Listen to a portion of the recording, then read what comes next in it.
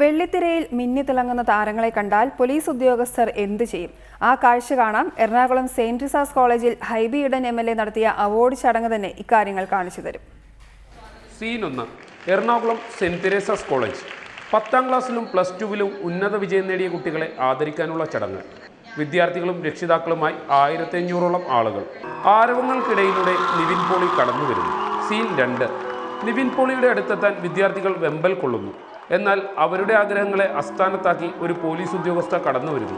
സുന്ദരിയായതുകൊണ്ട് മാത്രം വിവാദ നായികയായി മാറിയ മെറിൻ ജോസഫ് IPS. യുവ നടനൊപ്പമുള്ള ചിത്രമെടുക്കാൻ യുവ MLA തന്നെ മെറിൻ ഫോട്ടോഗ്രാഫറാക്കി.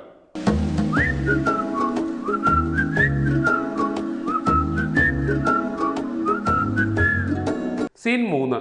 ഫോട്ടോ പതിഞ്ഞതോടെ മെറിൻ മറ്റെല്ലാം മറന്നു. ഫോട്ടോ നേരെ ഫേസ്ബുക്കിലേക്ക്.